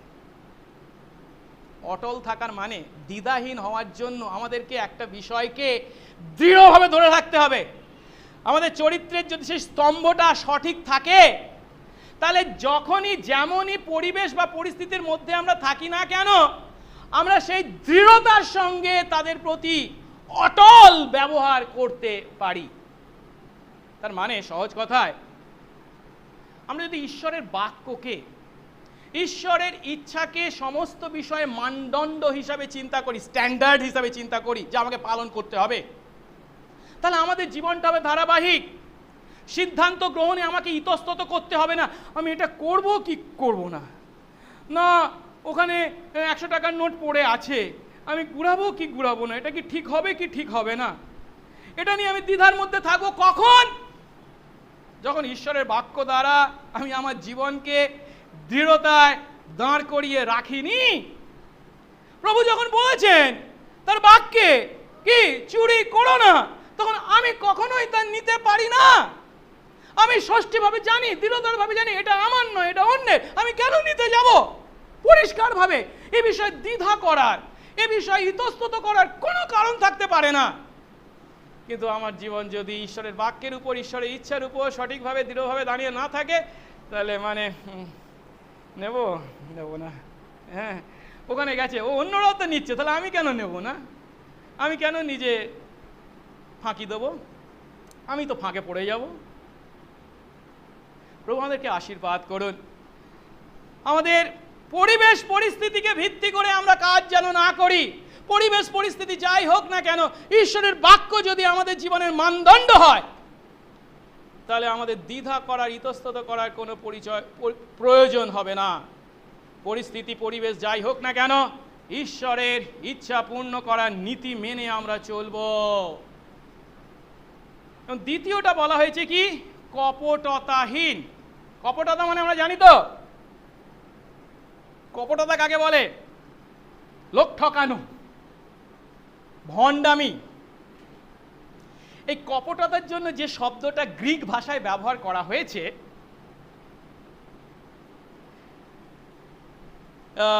কপটতা বা হিপোক্রিসি, এই শব্দটা এসেছে তার দ্বারা, মানে সেই গ্রিক শব্দের দ্বারা একজন গ্রিক অভিনেতাকে নির্দেশ করা হতো। অভিনেতা মানে কি? নাটকে অভিনয় করে যারা। কিরকম অভিনেতা না, যে গ্রিক অভিনেতা সেই নাটকে বিভিন্ন মুখোশ পরে 2 বা তার বেশি ভূমিকায় অভিনয় করত। নাটক যখন হচ্ছে, একবার একটা হাসি খুশি মুখোশ পরে এসে খুব আনন্দের মিষ্টি মিষ্টি মজার কথা বলে গেল, আর ওই লোকটাই আবার অন্য একটা মুখোশ পরে করে অনেক কান্নাকাটি করে গেল। আবার ওই লোকটাই মুখোশ পরে এসে রাগের কথা বলে গেল। একই লোক কিন্তু কি বিভিন্ন ভূমিকায় অভিনয় করছে, বিভিন্ন মুখোশ পরে। এই ধরনের অভিনেতাকে গ্রিক ভাষায় হুপোক্রিটেস বলা হতো। হুপোক্রিটেস, যার সহজ অর্থ কি? সে মুখোশ পড়েছে। যার অর্থ কি? সে ভান করছে, সে মিথ্যা বা নকল, অর্থাৎ সে খাঁটি নয়, অর্থাৎ তার মধ্যে আন্তরিকতা নেই। কিন্তু ঈশ্বর দত্ত জ্ঞানবান যে, প্রজ্ঞাবান যে, সে এমনটি করতে পারে না। সে হচ্ছে কি? কপটতাহীন। যার অর্থ সে সব সময় একটা কথা মনে রাখে, আমি কার দৃষ্টির নিচে আছি? ঈশ্বরের দৃষ্টির নিচে আছি। রিফর্মাররা, মণ্ডলী সংস্কারকরা এই কথাটা বলতেন, কোরাম দেও, মানে কি? ঈশ্বরের সামনে আমরা সব সময় ঈশ্বরের দৃষ্টির নিচে আছি। আর তা যদি আমরা জানি, তাহলে আমরা সর্বদা সমস্ত বিষয়ে বিশ্বস্ত হতে বাধ্য হব। কারণ তিনি দেখছেন, তার চোখকে আড়াল করে আমি কিছু করতে পারি না, বলতে পারি না। আর তার ফলস্বরূপ আমরা কখনো লোক দেখানো কাজ করতে পারি না। পরিবর্তে প্রকৃত চিন্তা ও অনুভূতি অনুসারেই আমরা কথা বলি ও কাজ করি, সত্য আচরণ করি। কিন্তু জাগতিক জ্ঞান, পার্থিব জ্ঞান কি বলবে? আরে না, যত পারিস ভণ্ডামি চালিয়ে যা, কপটতার আশ্রয় নেই, কারণ এর দ্বারাই সাফল্য পাবি, এছাড়া উপায় নেই। জগৎ তা বলতে পারে, জগতের জ্ঞানে সেটাই হচ্ছে সঠিক জ্ঞান। কিন্তু পৌল কি বলেন? সেই জ্ঞানটা কেমন জ্ঞান? 1 করিন্থী 3:19 এই জগতের জ্ঞান তা হচ্ছে কি? ঈশ্বরের কাছে মূর্খতা। এতক্ষণ ধরে আমরা সেই স্বর্গীয় প্রজ্ঞার যে বৈশিষ্ট্যগুলি বা প্রকাশগুলিকে দেখলাম। যদি ভালো করে চিন্তা করে দেখি, এগুলো আসলে আর কিছুই নয়, ঈশ্বর তার বাক্য বাইবেলে নিজেকে যেভাবে প্রকাশ করেছেন তারই প্রকাশ। কেন? হবকুক 1:13 ঈশ্বর সম্বন্ধে বলা হচ্ছে কি? তিনি কেমন? নির্মল চক্ষুর অধিকারী, এতখানি যে তিনি মন্দ দেখতে পারেন না। তাহলে যে ঈশ্বরে আমরা বিশ্বাস করি, তিনি যদি এমন নির্মল চক্ষুর অধিকারী হন, তাহলে আমাদের জীবন কেমন হবে? সুচিতা এবং বিমলতা পূর্ণ, তাই নয় কি? আবার গীত 18:35 বলা হয়েছে, তিনি কোমলতায় তার সন্তানদেরকে মহান করেন। অর্থাৎ তার ব্যবহার অন্যদের প্রতি কি? কোমল। তাই শান্ত ক্ষান্ত বলা হয়েছে আমাদেরকে ঈশ্বর দত্ত জ্ঞান করে থাকে। আবার 86 গীতের 5 বলা হয়েছে, যারা তার নামে ডাকে তিনি তাদের প্রতি উত্তম ও তাদের প্রতি দয়াতে মহান। একটু আগে আমরা দেখেছিলাম কি? ঈশ্বর দত্ত প্রজ্ঞা আমাদেরকে কি করে? বিভিন্ন উত্তম উত্তম ফলে পরিপূর্ণ করে এবং দয়াতে পরিপূর্ণ করে, কারণ তিনি তাতে পরিপূর্ণ। আবার তীত 1:2 আমরা কি পেয়েছি? ঈশ্বর মিথ্যা বলতে পারেন না। যে ঈশ্বর মিথ্যা বলতে পারেন না, তার সন্তান হয়ে আমরা কি কপট আচরণ করতে পারি? কখনোই নয়। তাই আমাদের লক্ষ্য হবে সেই ঈশ্বরকে ক্রমশ অনুকরণ করে এগিয়ে যাওয়া, যার কথা পৌল খুব সুন্দরভাবে 2 করিন্থীয় 3:18 বর্ণনা করেছেন। তিনি বলছেন, প্রভুর তেজ দর্পণের ন্যায়, মানে আয়নার ন্যায় প্রতিফলিত করতে করতে তেজ থেকে তেজ পর্যন্ত, প্রভু থেকে আত্মা থেকে যেমন হয় তেমনই সেই প্রতিমূর্তিতে, অর্থাৎ খ্রিস্টের প্রতিমূর্তিতে আমরা স্বরূপান্তরিত হচ্ছি। অর্থাৎ ঈশ্বর যে বৈশিষ্ট্যবান, যে সমস্ত গুণের অধিকারী, তাকে যখন জেনেছি, বিশ্বাস করেছি, তার সন্তান হয়েছি, আমরা তার অনুকরণে, তার দেওয়া সেই জ্ঞান লাভ করে তার মতো, তার সাদৃশ্যে ক্রমশ বৃদ্ধি পেয়ে চলব। তাই যাকব 1:4 কি বলা হয়েছিল? পরীক্ষার সময় ধৈর্য সিদ্ধতা যখন আমরা অবলম্বন করি, তা আমাদেরকে কি করে? আর সেই ধৈর্য সিদ্ধ কার্য বিশিষ্ট হোক, যেন তোমরা সিদ্ধ ও সম্পূর্ণ হও, তোমাদের কোনো বিষয়ে অভাব না থাকে। এখানে যে সিদ্ধ সম্পূর্ণ হওয়ার কথা বলছেন, একমাত্র সিদ্ধ ও সম্পূর্ণ ব্যক্তিকে, নিখুঁতকে, ঈশ্বর। আর আমরা এই বাক্যে তার যে প্রকাশ পাই, সেই প্রকাশ অনুসারে তার দত্ত জ্ঞানের দ্বারা নিজেদেরকে যখন বৃদ্ধি করি, তার অনুকরণকারী হয়ে উঠি। এইভাবে 17 পদে সেই ঈশ্বর দত্ত বা স্বর্গীয় প্রজ্ঞার বাহ্যিক প্রকাশকে বর্ণনা করবার পর 18 পদে যাকব আমাদের কাছে এই স্বর্গীয় প্রজ্ঞার ফল বা পরিণামকে বর্ণনা করেছেন। আসুন এবার আমরা দ্বিতীয় ধাপে সেই স্বর্গীয় প্রজ্ঞার পরিণাম বা ফলকে দেখি। 18 পদ পাঠ করি। আর যারা শান্তি আচরণ করে, তাদের জন্য শান্তিতে ধার্মিকতা ফলের বীজ বপন করা যায়। অর্থাৎ যদি আমরা ঈশ্বরের প্রজ্ঞার, ঈশ্বর দত্ত জ্ঞানের অধিকারী হই এবং তার যথার্থ প্রয়োগ করি, তাহলে তা কি ফল উৎপন্ন করে? শান্তি আচরণ বা শান্তি স্থাপন। এবং দ্বিতীয়টা ধার্মিকতা ফল। ধার্মিকতা ফল মানে ধার্মিকতা থেকে যে ফল উৎপন্ন হয় তা নয়। ধার্মিকতা ফল মানে ধার্মিকতাই হচ্ছে সেই ফল, ফলটাই হচ্ছে কি? ধার্মিকতা। ধার্মিকতা যে ফলকে উৎপন্ন করে তা নয়, ফলটাই হচ্ছে কি? ধার্মিকতা। যদি আমরা ঈশ্বর দত্ত প্রজ্ঞা অনুসারে জীবনযাপন করি, তা কি উৎপন্ন করবে? ধার্মিকতাকে। এর উদাহরণ আমরা পাই, ধরুন ইব্রিয় 12:11 যদি দেখি, সেখানে বলা হয়েছে কোনো শাসনই আপাতত আনন্দের বিষয় বোধ হয় না। তার মানে কি? বাবা যখন ছেলেকে শাসন করেন, মা যখন মেয়েকে শাসন করেন,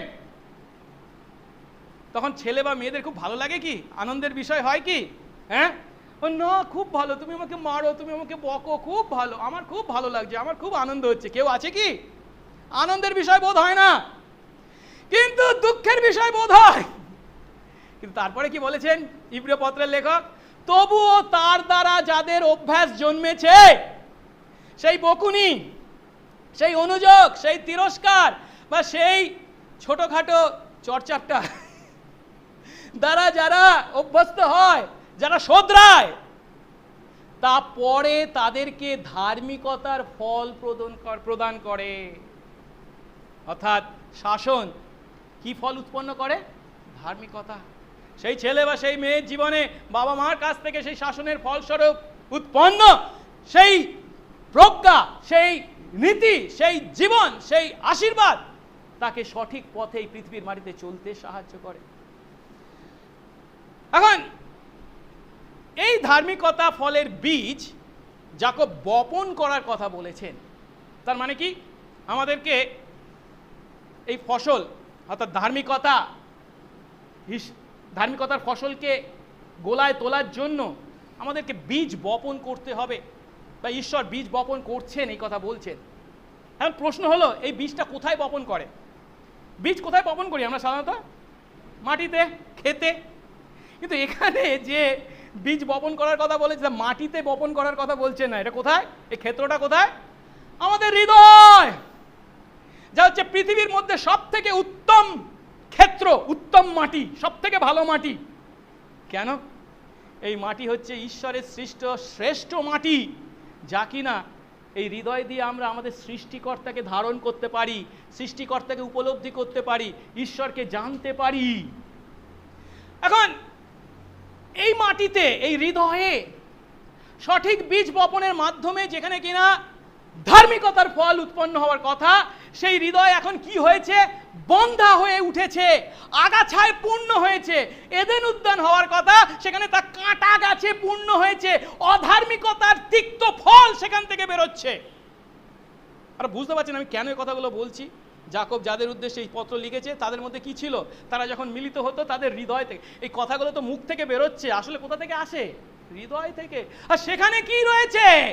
সেখান থেকে যা রয়েছে তা বাইরে বেরোচ্ছে কি? অধার্মিকতার তিক্ত ফল হিসাবে। কারণ সেখানে কাঁটা গাছ পুষে রেখেছি, বা জল দিচ্ছি, বাড়াচ্ছি। এখন আমাদের বীজ বপক নিশ্চয়ই এটা আশা করেননি। তিনি আশা করেছিলেন এখান থেকে যেন পবিত্রতা, ধার্মিকতার প্রকাশ ঘটে। কিন্তু সেখানে যখন এমন অপবিত্রতা বা অধার্মিকতার ব্যবহার মুখ থেকে বেরোচ্ছে, সেই হৃদয় থেকে যা আসছে, তাকে পরিবর্তন করবার জন্য প্রয়োজন ঈশ্বরের কাজ বা অনুগ্রহ। কারণ এই হৃদয়কে মানুষ আমরা নিজেরা পরিবর্তিত করতে পারি না। তাই যিশু নিকোদিমকে বলেছিলেন, পবিত্র আত্মা দ্বারা যদি কেউ নতুন জন্ম না পায়, সে কখনো ঈশ্বরের রাজ্যে প্রবেশ করা তো দূরের কথা, ঈশ্বরের রাজ্যকে চোখের দেখা দেখতেও পায় না। হৃদয়টা পরিষ্কার মানুষ করতে আমরা পারি না, ঈশ্বরকে করতে হয়। তিনি তার আত্মা দ্বারা আমাদের জীবনে তা সাধন করেন। আর তিনি যখন তা করেন, তখন তা সঠিক ফল তথা ধার্মিকতার ফল বা ফসল উৎপন্ন করে। তার জন্য এই হৃদয়ে সঠিক বীজ বপন করতে হবে। সঠিক বীজটা কি? ঈশ্বরের সত্য বাক্য। যে সত্য বাক্য দ্বারা তিনি আমাদেরকে কি বলেছেন? জন্ম দিয়েছেন। এর আগে দেখেছি আমরা 1 অধ্যায় 17 পদে, 1 অধ্যায় 18 পদে, সত্য বাক্য দ্বারা তিনি আমাদেরকে জীবন দিয়েছেন, জন্ম দিয়েছেন। সত্য বাক্যের দরকার। মিথ্যা কখনো এই জীবন, এই হৃদয়কে পরিবর্তন করতে পারে না। কারণ মিথ্যা আমাদের মধ্যে ভুল চিন্তা ভাবনাকে প্রশ্রয় দেয়, আমাদের মধ্যে ভুল চিন্তা ভাবনা ঢুকিয়ে রাখে। একটা উদাহরণ দিচ্ছি। গীতসংহিতা 10 অধ্যায় 13 পদে গীতরচক বলছেন, দুষ্ট কেন ঈশ্বরকে অবজ্ঞা করে? জানি আমরা কেন ঈশ্বরকে কেন অবজ্ঞা করে। কারণ তার হৃদয়ের মধ্যে মিথ্যা বা ভুল চিন্তা তাকে কি বলে রেখেছে? ওই পদের শেষ অংশে বলছে কি? কারণ সে মনে মনে বলে, ঈশ্বর তুমি অনুসন্ধান করবে না। মানে আমি যাই করি না কেন, তুমি সেই নিয়ে কখনো আমাকে কিছু বলবে না। আমি ভালো করলেও ভালো, না করলেও ভালো, কিচ্ছু করলে তুমি ওসব বিষয়ে মাথা ঘামাও না, তুমি অনুসন্ধান করো না। এই কথা ভুলিয়ে সে, এই কথার দ্বারা সে ভুলে আছে। আরো বলছেন কি? সে জানে বা বিশ্বাস করে না যে ঈশ্বর ন্যায় বিচারের ঈশ্বর। কারণ কি? 9 পদে কি বলেছে? সে দুঃখীকে ধরবার জন্য অন্তরালে থাকে। মানে কি? যে দুঃখী তাকে কষ্ট দেওয়ার জন্য ধরে তাকে আরো যন্ত্রণা কি করে দেওয়া যায় তার জন্য লুকিয়ে রয়েছে। একটু করলেই তোকে ধরবো আর ওকে কষ্ট দেব। এটা করছে কেন? মনে মনে সে বলে ঈশ্বর ভুলে গেছেন, তিনি মুখ লুকিয়েছেন, কখনো দেখবেন না। অর্থাৎ মিথ্যা তাদেরকে যখন এইভাবে ঈশ্বরকে তাদের জীবন থেকে দূরে সরিয়ে রাখে, বা ঈশ্বর ন্যায় বিচারক নন, তিনি ভুলে গেছেন, তিনি মুখ লুকিয়েছেন, তিনি দেখবেন না, এই মিথ্যাতে তারা আশ্রয় করে, এই মিথ্যাকে তারা ধরে থাকে, এই মিথ্যার ফলস্বরূপ তারা এমন মিথ্যা আচরণ, অধার্মিকতার আচরণ, দুষ্টতার আচরণ করে। এখন এই যে হৃদয় এমন মিথ্যাতে পরিপূর্ণ হয়ে আছে, তাকে যদি পরিবর্তিত করতে হয়, আমাদের কিসের প্রয়োজন? ক্ষমাকারী অনুগ্রহ, যা কেবল ঈশ্বর দিতে পারেন। আর সেই ক্ষমাকারী অনুগ্রহের ক্ষমতা আছে কার মধ্যে? ঈশ্বরের বাক্য তথা সুসমাচারের মধ্যে। রোমিও 1:16 তাই সুসমাচারকে কি বলা হয়েছে? কি বলা হয়েছে? প্রত্যেক বিশ্বাসীর পক্ষে তা কি? পরিত্রাণের জন্য ঈশ্বরের শক্তি।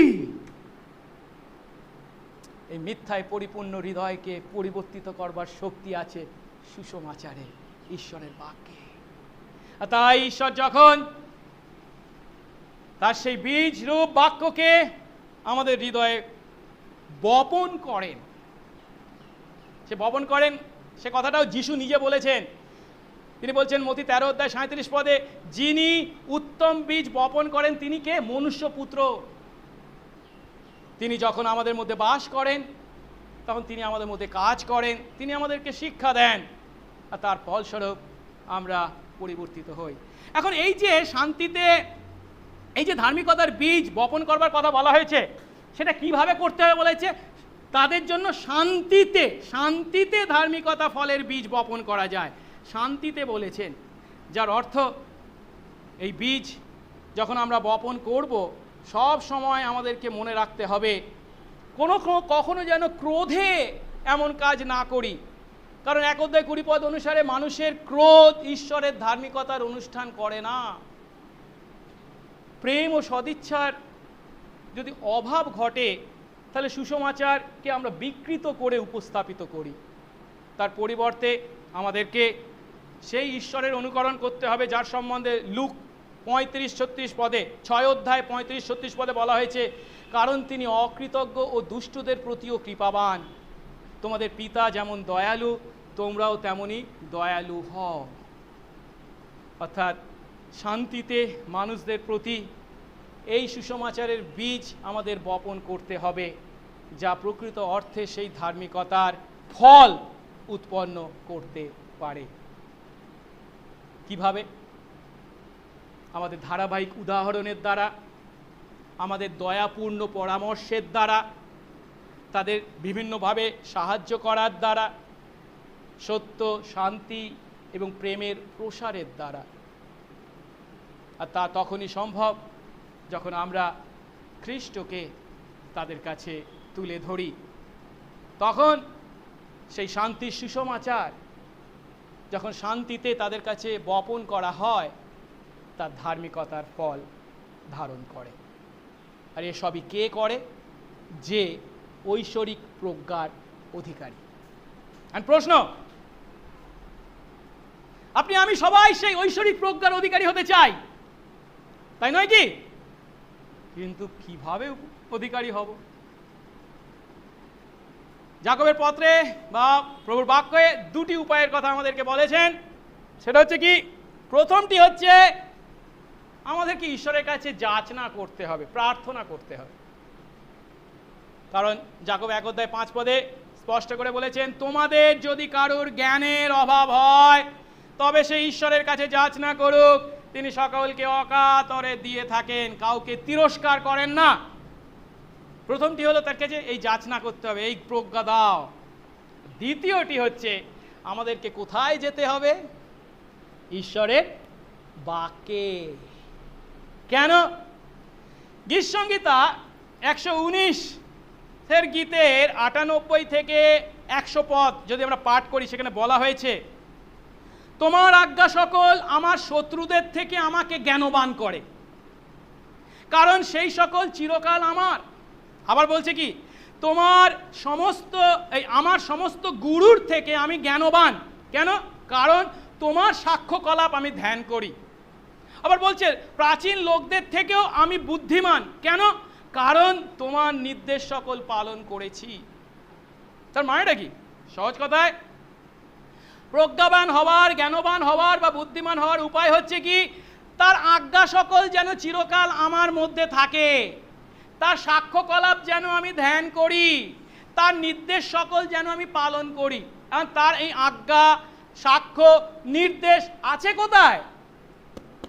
তার বাক্য বাইবেলে। আর সেই বাইবেলে যখন আমরা যাই, ঈশ্বরের বাক্যের কাছে যখন আমরা যাই, তখন সেখানে আমরা কাকে দেখতে পাই? শুধু বাক্য নয়, জীবন্ত বাক্যকে।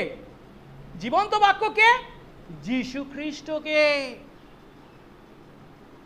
আর যীশু খ্রিস্ট হলেন সেই একমাত্র ব্যক্তি যার সম্বন্ধে বলা হয়েছে তিনি হলেন ঈশ্বরের পরাক্রম ও প্রজ্ঞা।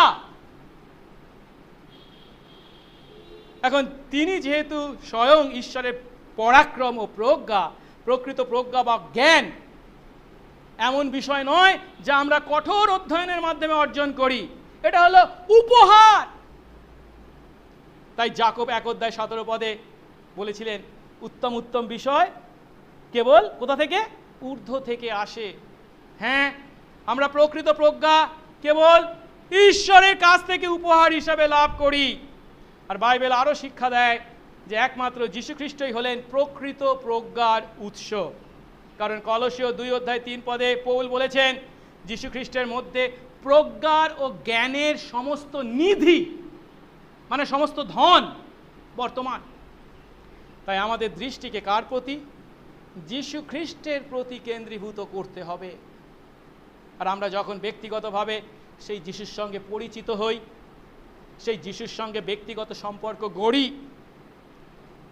এবং তার আত্মার মাধ্যমে, তার বাক্যের মধ্যে এবং অন্য বিশ্বাসীদের সঙ্গে আমাদের সময় কাটাই, তখন কেবল আমরা এই ঈশ্বর দত্ত প্রকৃত প্রজ্ঞার জ্ঞানবান হই।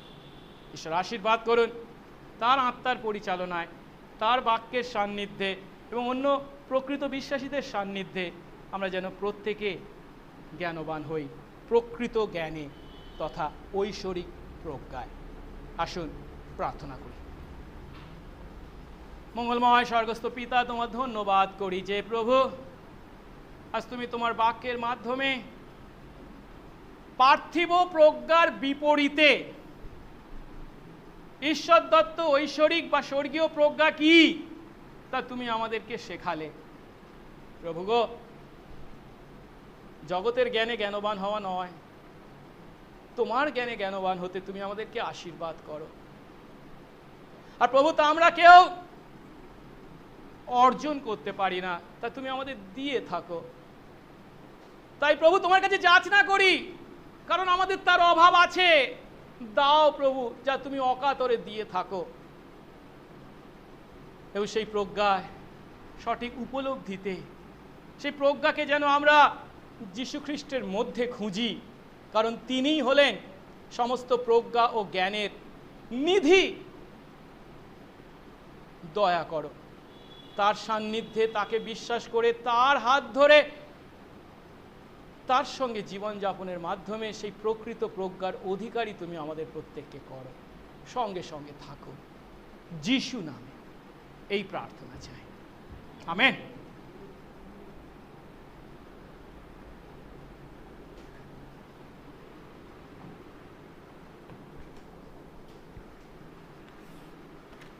আসুন এই সময় আমরা শেষ গান গাইব এবং গানের সময় আমরা আমাদের উপহার প্রভুর কাছে নিয়ে আসব। আমাদের গান বইয়ের ইংরাজি 143 সংখ্যার গান, পেজ নাম্বার 310, কেবল যিশুর রক্ত ও পুণ্যেতে স্থাপিত আমার প্রত্যাশা।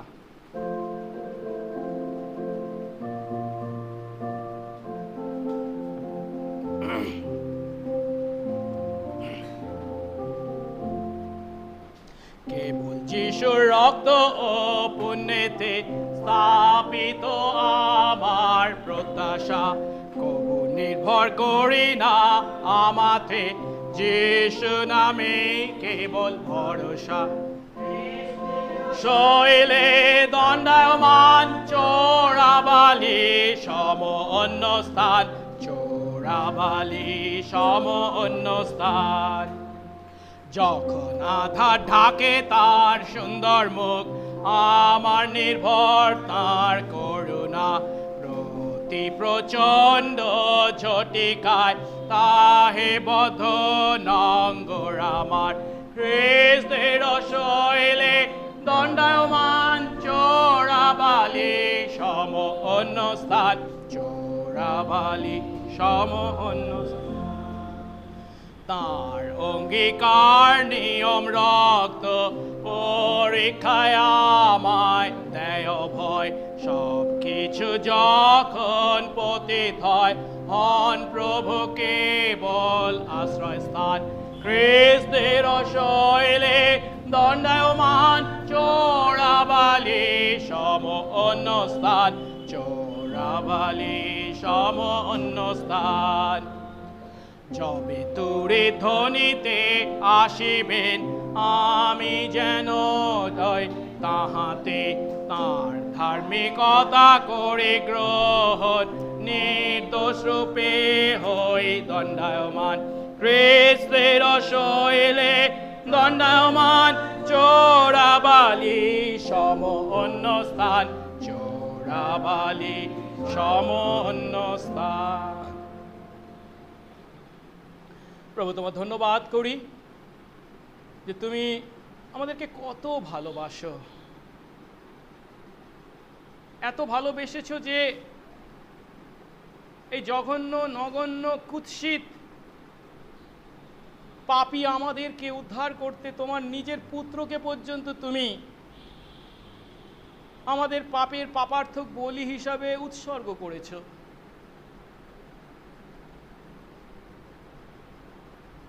প্রভু, এত ভালোবেসে যখন তুমি তোমার পুত্রকে উৎসর্গ করতে পারো, তাহলে আমাদের দৈনন্দিন জীবনের যে সমস্ত প্রয়োজন আছে তা কি তুমি আমাদেরকে দিতে কখনো দ্বিধা করতে পারো না? প্রভু গো, তুমি ভালোবেসে তোমার সন্তান আমাদের প্রতি তোমার কৃপা দৃষ্টি সর্বদা রেখেছো। প্রভু, এই যে আমরা বেঁচে আছি, এই যে তোমার দেওয়া জল আকাশ বাতাস উপভোগ করছি, এর জন্য কেউ কি আমরা যোগ্য ছিলাম?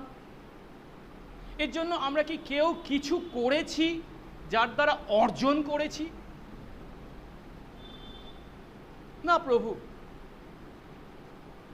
কিন্তু এত গুরুত্বপূর্ণ জল আকাশ বাতাস যা ছাড়া আমরা কয়েক মিনিটও বাঁচতে পারি না, তোমার অনুগ্রহে তা তুমি আমাদেরকে দিয়েছো।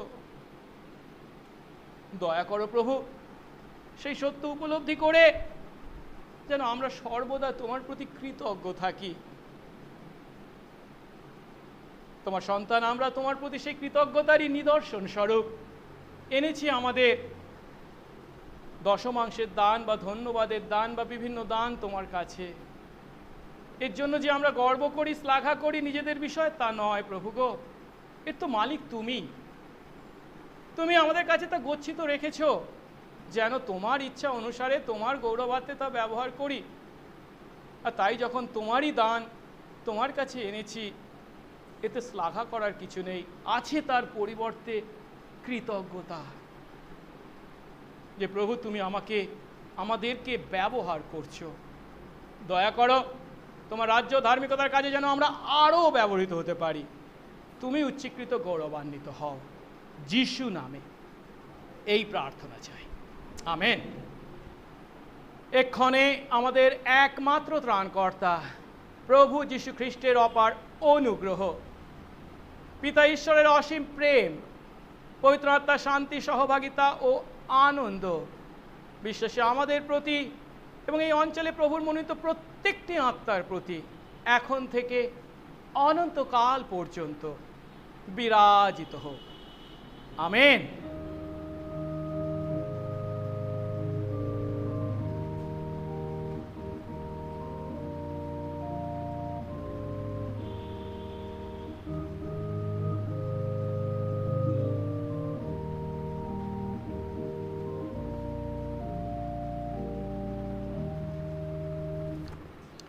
কয়েকটি বিজ্ঞপ্তি আছে।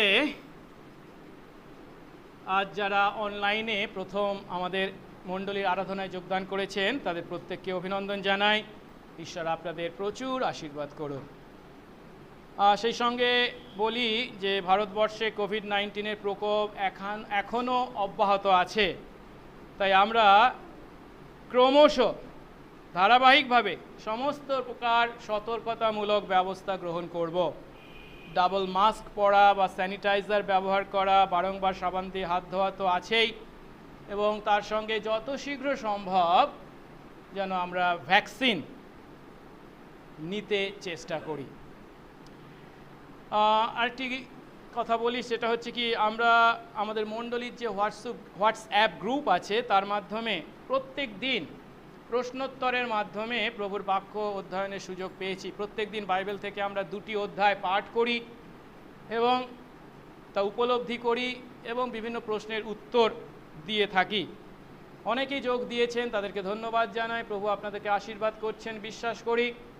এখনও যারা যোগ দেননি তাদেরকে অনুরোধ করব আগামী সপ্তাহ থেকে বা আগামীকাল থেকে যোগ দিন। আর তার সঙ্গে বলি, আরেকটা সুবিধা প্রভু আমাদের মণ্ডলীতে দিয়েছেন, সেটি হচ্ছে প্রত্যেক দিন সকাল 9:30টার সময় আমরা জুম অ্যাপের মাধ্যমে অনলাইনে সকালের আরাধনা করছি। সেখানেও অনেকে যোগ দিচ্ছেন। এখনও যারা দেননি তাদেরকে অনুরোধ করি দয়া করে যোগ দিন। কারণ এই কঠিন পরিস্থিতিতে, শুধু কঠিন পরিস্থিতি বা পরিবেশ নয়, সব সময় আমাদেরকে ঈশ্বর আরাধনায় তার সান্নিধ্যে জীবনযাপন করতে হবে। জগতের কাজে আমরা এত ব্যস্ত থাকি যে সেইটা বাদ দিয়ে সবই করি। প্রভু যেন আমাদের জীবনে তার সঙ্গে আমাদের সম্পর্ককে অগ্রাধিকার দেন, সেই সুযোগকে যেন আমরা গ্রহণ করি। ঈশ্বর আমাদের প্রত্যেককে আশীর্বাদ করুন। জয় যিশু।